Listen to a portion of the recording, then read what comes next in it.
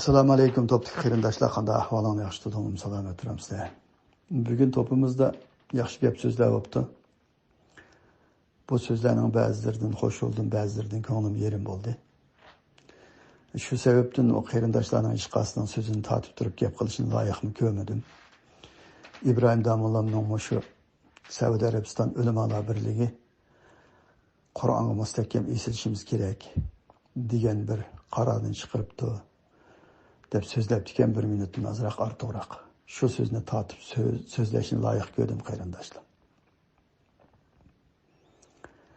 Endi qarindoshlar, bizning millatimiz nihoyatda bir ittifoqlikqa ehtiyoji bor, birlashishga ehtiyoji bor bundaq vaqtda. Endi Qur'onga kelamiz deb turib bu narsani o'ttirib ko'tarib chiqsak, ya'ni millatning ittifoqligiga ta'sir yetkazib qo'ydi ekanmiz deb asldagi ahli sunniy va jamoa e'tiqodi mayda obdan normal ekan. Shuningda mustahkam turib turaylik debdi Said Akram. Ashuningda turib turishni loyiq ko'rdim. Bizmi shu millatga ittifoqsizlik keltirib qo'yayotgan, millatning birlik ittifoqligini buzib qo'ygan bir odam bo'lib qolmaydi deb o'yladim debdi. Bu Said Akram o'zi ashunda o'ylagan bo'lsa, u o'zining mustaqil fikr qilish huquqi bor, o'zi shunda o'ylabdi. Men endi unda o'ylamayman.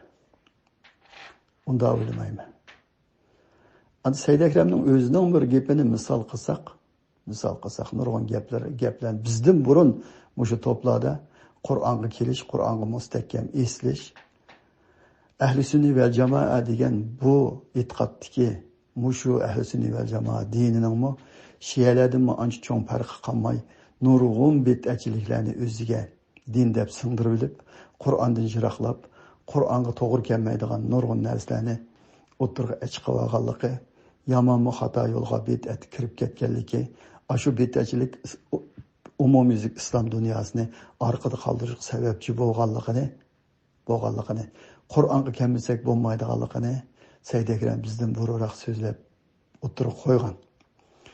Bugun kun kelganda yana to'g'ri tushunishga bo'ladi. Millatning ittifoqligini, birligini ko'z tutgan asosda mushu narsani o'tirib qo'yib ching'ida turib olsak, mushu millatning mushu inqilobiga ta'sir yetkazib qo'yamizmi deb o'ylagan bo'lishi mumkin. Burun qarindoshlar mushu gapni Said Akramlarga qilgan vaqtda nima degan Said Akram? Bu millatning chugilmagan, parcha bo'linmagan nari qoldi. Endi biz bo'layotgan bo'libdikmi? Bo'linmagan nari qoldi bu millatning. Chugilib hech qanday qo'lashmaydigan, jipi uzilgan majandek bo'lib ketgan bu millat. Endi buni haqqi chaqasak, Qur'onga chaqasak biz bo'lguncha bo'lamdiq. Biz ittifoqsizlik keltirib chiqargan bo'lamdiq degan gapni qilgan. Vaqtning o'tishi bilan shu ittifoqsizlik keltirib chiqyapsizlar degan qarindoshlarning so'zining to'g'riligini o'zi to'g'ri deb qarab qolgan bo'lishi mumkin. Manchu desa to'g'ri deb qaramayman. Bu ittifoqsizlik keltirib chiqaryapmiz biz deb qaramayman men. Bu biz Uyg'ur xalqininki ish emas bu. Bu dunyo xarakterlik narsa bu. Men, ya'ni menga o'xshash 3-4 tal qo'ng'altoqning ushtum chiqiblar, Uyg'ur xalqining ishidan chiqiblar, yangicha bir narsani o'ttirib qo'yayotgan narsa emas. Dunyo xarakterlik, dunyoda islom bir günjallanish va turklar günjallanishda islom bir yangilanmasa, bütün musulmonlarning orqada qoladiganligi, bundan keyin boshqalarga ya'ni qul bo'lib o'tadiganligi, bundan keyin so'z sohibi bo'lolmaydiganligi, bag'ansira orqada dunyoga, real dunyoga moslasholmaydiganligini to'nib yetgan davlatlar, shaxslar asosiyatdan bu din bir günjallanmasa, ya'ni yangilanmasa, asldagi holatiga qaytmasa, bak nurg'un qalaymaqan narsa kirib ketib, dunyoda musulmonlar o'zining o'rnini tishlab turolmaydigan, musulmon davlatlarmi bir dunyoda bir davlatdek o'zini majlisini kelib yashayolmaydigan holga tushadiganligini to'nib yetib asosiy jihatdan dunyo xarakterlik mutafakkur olimlar o'tirg'i chiqib Qur'onga chaqirayotgan narsa. Bizmi cho desa shuning ta'siriga uchrab, shu qatorda bizmi bir yengilib qolaylik. Bizmi güncellanaylik, yengillaylik. Bizmi bid'atchilikda boshqalardan bakrak ishkillab kirib ketgan texe. Boshqalardan bakrak kirib ketgan, davlatni boladan bakrakmi kirib ketgan biz texe. Kirib ketgan. Chunki bizning davlatimiz bo'lmagandan keyin haq texmi obdan aldiya oladi ekan, shu sababdan biz qiyib ketdik deb, bizningmi yengilishimiz Qur'onga qaytish, dunyo yengilishga qarab mangandan keyin shu qatordan o'rin elish vazifamiz bor deb qarab o'tirg'i chiqib gap qilyapmiz. Men buningdagi yana gap qilaman. Dunyoda dunyo xarakterlik narsa bu. Dunyo xarakterlik narsa. Bu bizning Uyg'urlikning ichidan chiqayotgan 2-4 tal qo'ng'altoqning gapi emas bu. Gap emas. Biz turkchini bilgandan keyin turk olimlarining da'vatlarini anglab boqaylik. Mustafa Islom o'g'li, Zaki Bayrakli, Ali Shaban o'g'li degandek kishilar aşı qandaq kishilar aşı desa, dunyodagi cho'ng diniy so'rinlarda boshqa dindikilar bilan Qur'onni tutib turib diniy dialog o'tkazadigan, Qur'onning haqiqiy Alloh tarafidan kelgan bir kitob ekanligini isbotlay oladigan, dunyodagi eng cho'ng universitetlarda, Xorvat universitetlik va uningdan boshqa cho'ng universitetlarda ashundoq bilimlik alohida bir savollarni so'raydigan aşı yoshlar bor edi. Qur'onni ko'tarib kelib shularga Qur'onning qandaq bir kitob ekanligini, koinotning, maxluqotning, mavjudotning yaratuvchisining borligini tunita oladigan olimlar u. Olimlar turklarning ichidan chiqqan. Arablarning ichidan chiqqanlari bor. Buning ichida o'zbeklarning ichidan chiqqanlarimi bor. Uyg'urlarning ichidan chiqqanlarimiz u darajada olim bo'lmasaqmi, lekin ularning chaqirayotgan yo'lning to'g'riligini bilgan, isbotlagan, bugun mushu Said Akram biz turib tursak olamdiki degan gapni qilgan odammi, bizdan burun mushlarning gapi haqiqat mush, to'g'ri mush, Qur'onga kelishimiz kerak degan odamlarmish. Alloh razı olsun degan odamlar. Endi biz hozir shu dinning, shu payg'ambar alayhissalom shularning ichidan payg'ambar chiqqan, eng oxirgi Muhammad alayhissalom shularning ichidan chiqqan arab dunyosiga nazar solib boqaylik. 3 yil burun hozirgi podshosi Salman, nemisi shahzodasi mo podshosini bilmayman, nemisi bo'lsin, ish qilib bir o'qoqlar. Salman motivator hadisni yuznab qilib, qog'ini hammani ko'ydiritish kerak dedi. Saudiya Arabistonda qarorni chiqardi. Mana bugungi kun kelgan chaqda Saudiya Arabiston ulamolar birligi Qur'onni chiqish qilmasak bo'lmaydi. Biz Qur'onga eslashimiz kerak degan qarorni chiqaribdi. İbrahim Damullah bunu yollab so'zlabdi. Endi dunyo yengilib, oldi qarab manga vaqtda biz yana burunqi peti turib turaylik, demdiq burun turib turganga o'xshash. Burun dunyoga moslashmagandek, hozirmi yana dunyoga moslashmay turishimiz kerakmi? Da'vatgan so'zimiz boshqa bir odamning so'zi emas u. İnsanning so'zi emas u. Da'vatgan so'zimiz Allohning so'zi. Buningga hammamiz kelishimiz kerak. Saudiya Arabiston nima uchun podshosi bu qarorni chiqardi? Ulamolar birligi nima uchun bu qarorni chiqardi? Umumiy dunyoda o'zining hozirgi aşı iqtisodi bilan, mush iqtisodning yuksalishi bilan, ashinchi iqtisodning bu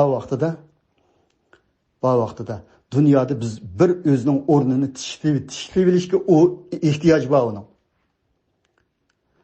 Agar shu bid'at bilan, shu xurofat bilan, shu burunqi holatida ketaversa, u davlat patidi. Qo'ldagi iqtisod va hamma narsa tugaydi. Qur'on bilan o'zining o'rnini tishlab, haqiqiy Qur'onning chaqiriqiga uyg'un insoniyat dunyosiga eng ilg'or bir sistemini akilib, ilg'or bir xalq hozirlab o'zida bilimlik bir kishilarni yetildirib chiqarib, Qur'on da'vatqandek haqiqiy insonlikni keltirib chiqarib, uningdan keyin dunyoda o'zining o'rnini tiklash uchun mangan narsa. Bu bir dunyo xarakterlik narsa bu. Bu bizning 2-4 tal Uyg'urning ichidan chiqib qilayotgan narsa emas. Bizning Qur'onni so'zlaganimizni qo'ying, bizga qaramang. Bizning so'zlayotganimiz nima desa, nurg'u vaqtda biz o'zimiz so'zlanmasak, yetkazolmasak, ash turk olimlarining da'vatqanlarini yo'llab qo'yaylik biz to'plaga. Chunki biz Qur'onni yaxshi bilmagandikan, yaxshi so'zlayolmagandikan, hayotini Qur'onga bergan Muhammad o'qiyanga o'xshash, Mustafa Islom o'g'liga o'xshash, Ali Shabonga o'xshash, Zaki Bayraktarga o'xshash, Bayraktar Bayrakliga o'xshash, ash mutafakkur hayotini Qur'onga bergan olimlarning so'zlarini nurg'un qarindoshlarga turikchi o'gininglar, madarislarni anglanglar, biz yengilishimiz kerak, asldagi Allohning kitobiga qaytishimiz kerak deb o'zimiz qilgan tabliqdan jiqroq ularning da'vatini boshqalarga yetkazib, shularning tashviqotchilik rolini o'ynagan yerlarimiz intayin ko'p bizning. Ko'p. Shuning uchun bu bir Uyg'urning ichida chiqib qolgan narsamiki demanglar qarindoshlar, bu dunyo xarakterlik narsa. Saudiya Arabiston oldiga ilgirlab taraqqiy qilib ketib bordi. Xurofot odamlar nima deyotdi desa, o dinni buzyotdi, o dinni buzmayotdi. Dunyoda ustunlik qarab ketib bordi. Saudiya Arabiston uzunluğu 170 kilometr, kengligi 6 kilometr Əynəkdə qurilgan bir şəhər layihəlab çıxıbdı hazır. Əynəkdə. Əynək bilan qaplanğan kengligi 6 kilometr mi, 7 kilometr mi? Uzunluğu 170 kilometr bir şəhər layihəlab çıxıbdı. Əgər şu şəhər layihəlab qalsa, dünyadakı birinci numurluq sayohat o'rniga aylandi ki bu.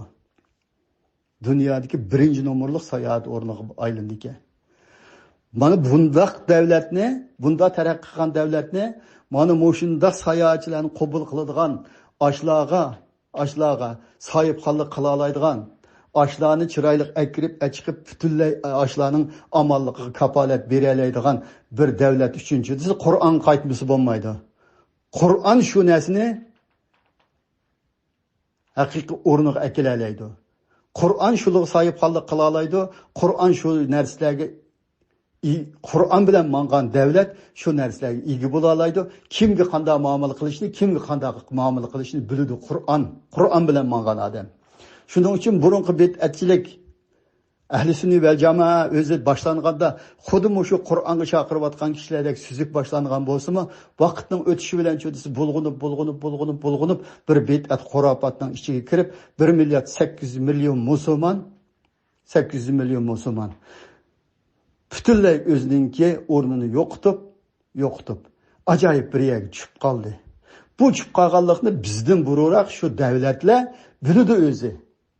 Bilganlik uchun ular bugun kun kelgan chog'da 3 yilning oldida mutawatir hadisdan yuznab qilib qolganini qo'yib qo'yish kerak, ishlatmaslik kerak dedi.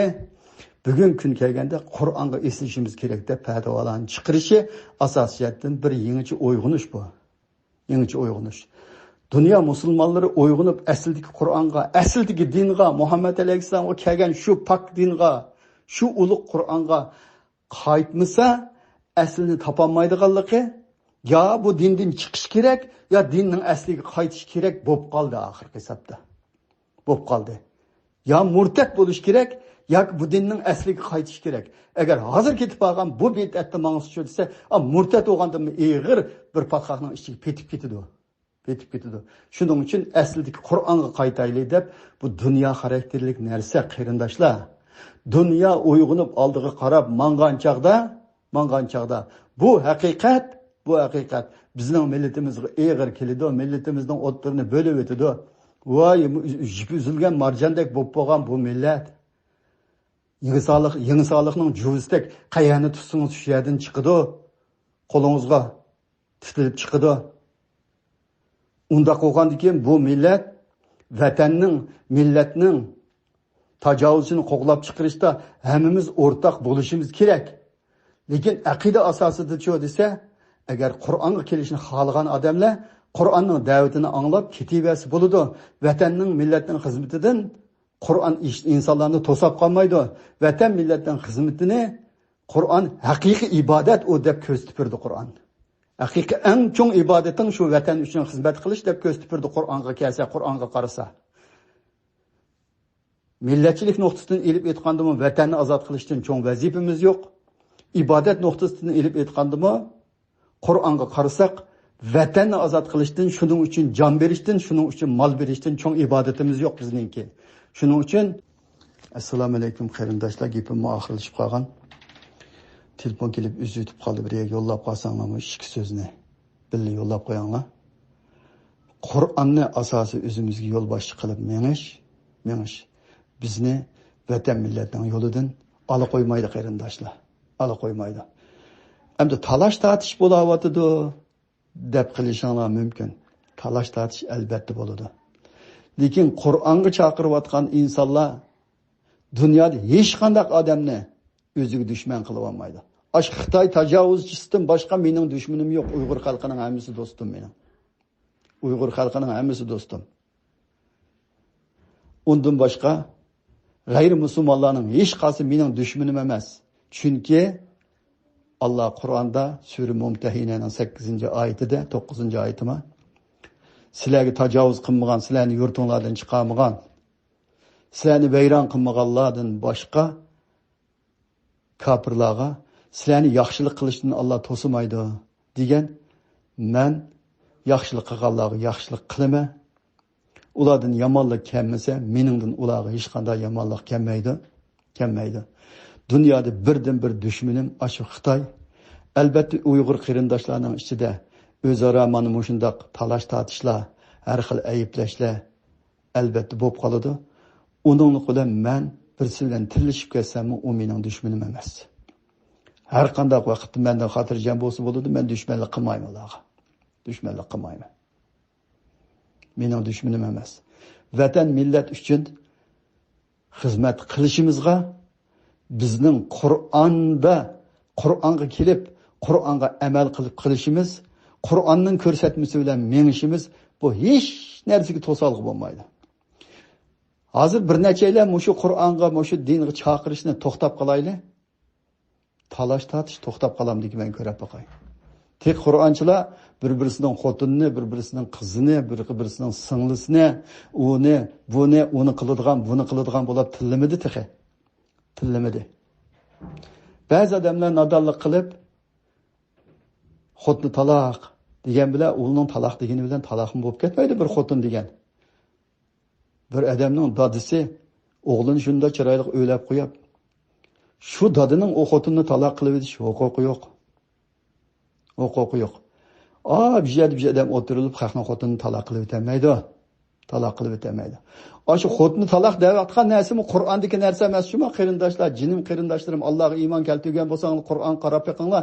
Bir odam iymondan yonsa, murtad bo'lib ketsa yoki dinga xato gap qilib qo'ysa, sizga o'xshash bir narsa, bir masalaga sizga o'xshash qarimiz xotni taloq qildi degan gap yo'q. Shu gapmi yaninglar, shu ahli sunniy va jamoat diniga boshqalardan akirib, musulmonlarning orasiga bo'lginchilik silib, musulmonlarni ashundoq bir holga tushirish uchun o'ydirilgan dinning ichida bosh narsa Qur'onda yo'q.